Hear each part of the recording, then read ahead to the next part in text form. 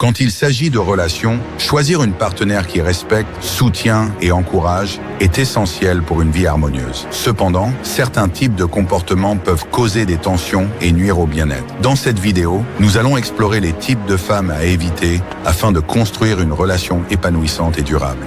1. La manipulatrice. La manipulatrice utilise la ruse et les tactiques émotionnelles pour obtenir ce qu'elle veut. Elle peut souvent adopter des comportements de contrôle subtils, comme la culpabilisation ou le chantage émotionnel, pour influencer ses partenaires. Ce type de personne ne respecte pas les limites des autres et risque de te faire perdre confiance en toi. Il est crucial de reconnaître ce comportement pour éviter une relation où tu te sens constamment manipulé ou contrôlé.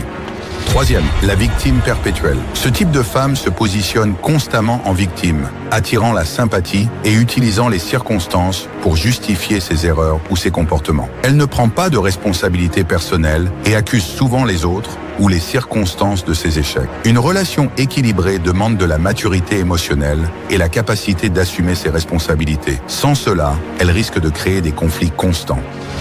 2. L'éternelle insatisfaite. Rien ne semble jamais suffisant pour elle. L'éternelle insatisfaite est constamment à la recherche de plus, que ce soit en matière de finances, de validation ou d'attention. Elle peut te faire sentir que tes efforts ne sont jamais à la hauteur, ce qui est épuisant et démoralisant sur le long terme. Les relations doivent être équilibrées et si tu te retrouves à toujours essayer de combler un vide chez elle, cela peut devenir rapidement toxique. 4. La femme hyper jalouse. La jalousie est un sentiment naturel dans une relation, mais quand elle devient excessive, elle étouffe la relation. Une femme excessivement jalouse peut te surveiller constamment, douter de ta fidélité sans raison et te faire sentir coupable pour des choses anodines. Cela mène souvent à une relation pleine de tension et de méfiance. La confiance est essentielle et sans elle, la relation devient insoutenable. 5. La femme opportuniste. L'opportuniste est surtout intéressée par ce que la relation peut lui apporter matériellement. Elle peut paraître charmante au début, mais ses intentions sont souvent orientées vers des bénéfices personnels plutôt que le bien-être du couple. Ce type de comportement risque de rendre la relation superficielle et déséquilibrée, car elle ne sera là que tant qu'elle a quelque chose à y gagner. 6. La femme négative. La négativité constante peut être épuisante et décourageante. Une femme qui critique tout, qui se plaint souvent et qui voit toujours le côté sombre des choses risque d'affecter ton propre bien-être mental. La positivité est essentielle pour une relation épanouie et un partenaire qui encourage et motive est précieux. Si elle t'entraîne vers le bas avec sa négativité, il est peut-être temps de reconsidérer la relation. Toutes les relations ont leurs défis, mais reconnaître ces comportements tôt peut te protéger et t'aider à construire une vie amoureuse plus sereine et équilibrée. Prends le temps de choisir une partenaire qui respecte tes valeurs et encourage ton épanouissement. Commente ci-dessous avec les qualités que tu recherches chez une partenaire et abonne-toi pour plus de conseils relationnels. Trouver la bonne personne pour partager sa vie est l'une des décisions les plus importantes que l'on puisse prendre. Dans cette vidéo, nous allons explorer les critères essentiels pour choisir une femme avec qui construire un avenir solide et harmonieux. De la compatibilité émotionnelle aux valeurs partagées, voyons ensemble ce qui importe vraiment. Charm your heart. Partager des valeurs communes. Les valeurs sont le socle de toute relation durable. Elles influencent la manière de gérer les défis, d'élever des enfants et de prendre des décisions importantes. Choisir une partenaire qui partage tes valeurs t'assure un alignement profond, réduisant les conflits sur des sujets fondamentaux comme la famille, le travail et les responsabilités. Sans valeurs communes, des désaccords sur ces éléments de base peuvent survenir et éroder la relation. 2. Cherche la compatibilité émotionnelle. La compatibilité émotionnelle permet à un couple de naviguer harmonieusement dans les hauts et les bas de la vie. Elle signifie que vous êtes capable de communiquer ouvertement, de partager vos sentiments et de vous soutenir mutuellement dans les moments difficiles. Une femme avec qui tu te sens compris et soutenu favorisera une relation stable et équilibrée où chacun peut évoluer en toute sécurité. 3. Choisis quelqu'un avec qui tu peux grandir. Une bonne relation repose sur la croissance mutuelle. La femme que tu choisis doit être une source d'inspiration, quelqu'un qui t'encourage à devenir une meilleure version de toi-même, tout en se développant elle aussi. Cette volonté de grandir ensemble crée une dynamique positive et renforce le couple, surtout lorsque vous affrontez des défis ou réalisez des projets communs. 4. Assure-toi qu'elle te respecte et te soutienne. Le respect est fondamental dans toute relation. Choisir une femme qui te respecte et qui respecte tes rêves est essentiel pour maintenir un environnement positif. Le soutien mutuel favorise l'épanouissement de chacun. Lorsque l'autre personne croit en tes capacités et t'encourage, cela te motive à aller de l'avant et à donner le meilleur de toi-même, sans crainte d'être jugé ou minimisé. 14. Considère sa capacité à gérer les conflits de manière constructive. Les conflits sont inévitables dans un couple, mais savoir les gérer avec respect et intelligence est crucial. Observe comment elle réagit dans les situations de désaccord. Est-elle capable de discuter calmement et de trouver des compromis, ou préfère-t-elle éviter les conversations difficiles? La capacité à gérer les conflits de manière constructive renforce la relation et permet d'aborder les problèmes avec maturité. 6. Cherche une connexion sur le plan des ambitions et projets de vie. Une relation durable se construit plus facilement lorsque les deux partenaires ont des objectifs et des projets de vie compatibles. Cela ne signifie pas que vous devez avoir les mêmes passions, mais que vous êtes alignés sur des aspects clés comme la carrière, les voyages ou le type de vie que vous souhaitez. Choisir une femme dont les aspirations rejoignent les tiennes vous permettra de bâtir un avenir commun plus serein et satisfaisant.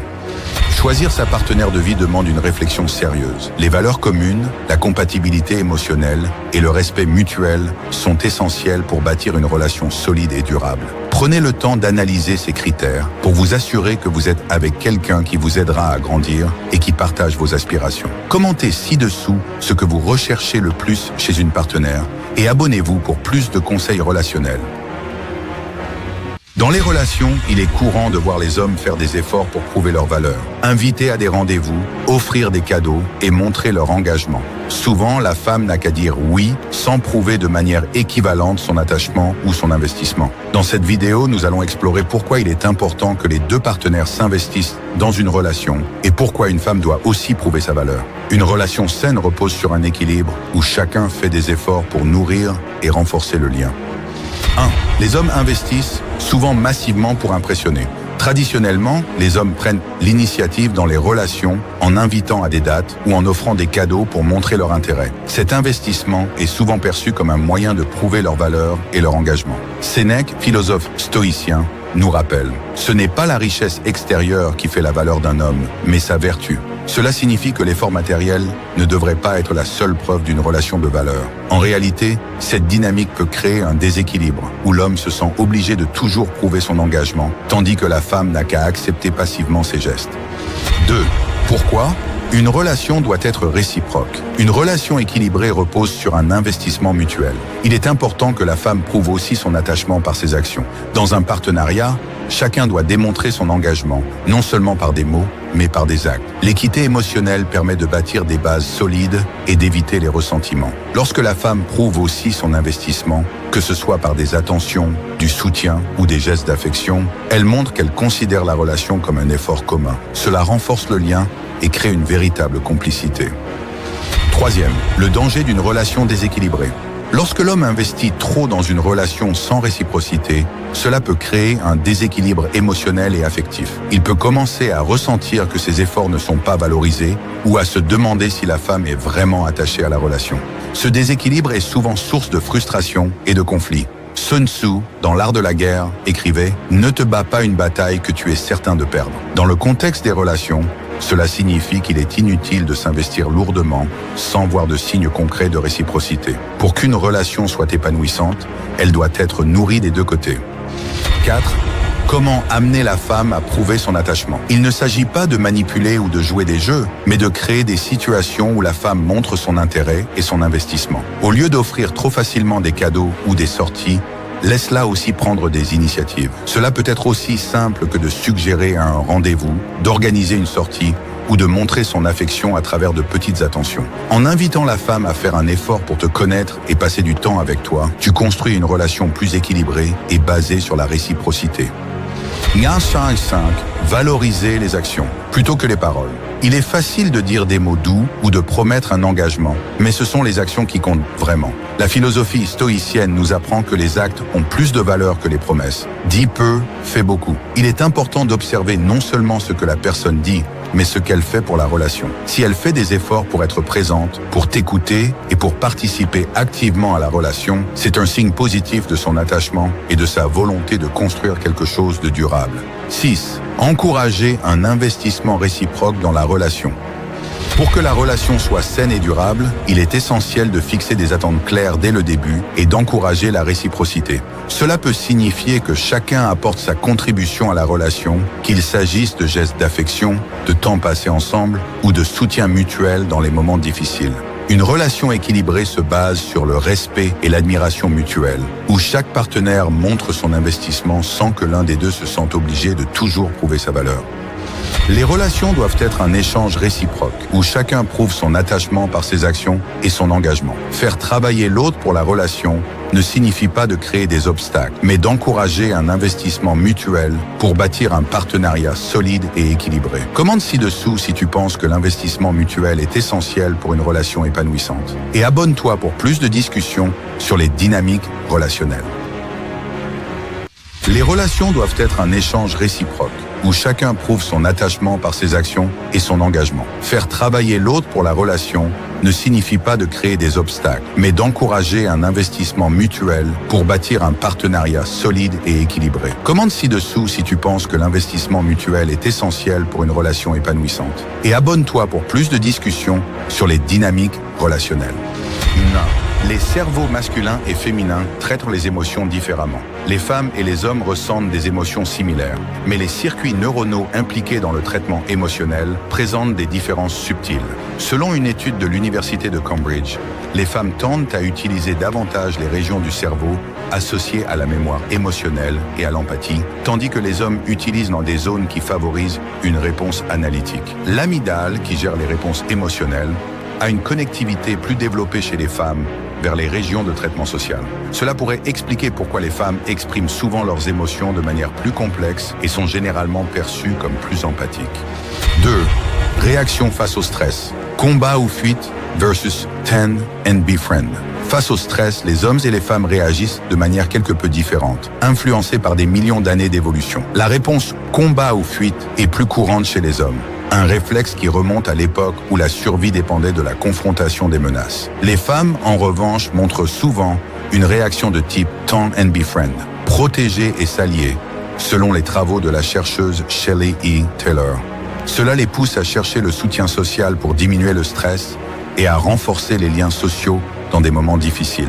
Ce modèle est en partie influencé par l'ocytocine, une hormone plus activement sécrétée chez les femmes sous stress, favorisant ainsi les comportements de soutien mutuel et de protection. 3. Style de communication, fait et raison versus émotion et expérience. Les recherches montrent que les hommes et les femmes communiquent souvent différemment. Une étude de la Linguistic Society of America a révélé que les hommes tendent à privilégier les faits et les solutions lorsqu'ils communiquent, en particulier dans les contextes de résolution de problèmes. En revanche, les femmes ont tendance à privilégier les expériences personnelles et à valoriser la dimension émotionnelle des échanges. Selon Deborah Tannen, linguiste spécialisée dans les différences de genre, cela vient du fait que les femmes perçoivent souvent la conversation comme un moyen de se connecter émotionnellement, tandis que les hommes la voient davantage comme une manière d'échanger des informations ou de résoudre un problème. 4. Traitement des infos et orientation spatiale. Raisonnement déductif versus intuition sociale. Les différences dans les préférences et les styles de traitement de l'information sont également bien documentées. Une étude de l'Université de Pennsylvanie a montré que les hommes possèdent généralement une capacité supérieure en orientation spatiale, ce qui est attribué à des connexions plus fortes dans les hémisphères du cerveau associées à la perception de l'espace. Les femmes, en revanche, montrent une préférence pour l'intuition sociale et sont plus enclines à faire des liens sociaux et émotionnels dans leur raisonnement. Ces distinctions sont interprétées comme des adaptations à des rôles évolutifs distincts dans lesquels les hommes devaient souvent s'orienter sur de longues distances pour la chasse, tandis que les femmes se consacraient à des activités de coopération et de soins au sein du groupe. 5. La perception du leadership et de l'autorité. Les différences dans la perception de l'autorité et du leadership entre les genres sont aussi frappantes. Une étude de la Harvard Business Review a constaté que les femmes dans des rôles de leadership sont souvent perçues comme plus empathiques et attentives aux besoins de l'équipe, tandis que les hommes sont plus souvent vus comme étant directs et orientés vers les résultats. Cela ne signifie pas que les femmes sont moins capables de leadership, mais qu'elles ont tendance à prioriser la cohésion et la collaboration au sein de l'équipe, tandis que les hommes privilégient les objectifs. Ces deux styles se complètent, mais sont souvent perçus différemment par la société. 6. L'intérêt pour les relations sociales, influence de la dopamine et de la testostérone. Les hommes et les femmes ont tous deux besoin de relations sociales, mais les motivations varient. Chez les hommes, la testostérone peut encourager la compétitivité dans les relations, liée à l'ocytocine, soutient davantage le besoin de liens sociaux et de communication. Une étude de l'université de Yale montre que les femmes entretiennent souvent des relations de manière plus active et mettent en place des réseaux de soutien plus vastes que les hommes, ce qui reflète un besoin social plus intense. Les différences entre la psychologie masculine et féminine, bien que subtiles, reflètent une complémentarité qui enrichit les relations humaines. Comprendre ces distinctions permet de bâtir des interactions plus harmonieuses et respectueuses des spécificités de chacun. Commente ci-dessous si tu as observé ces différences autour de toi et abonne-toi pour plus de contenu inspiré par la psychologie et la philosophie stoïcienne.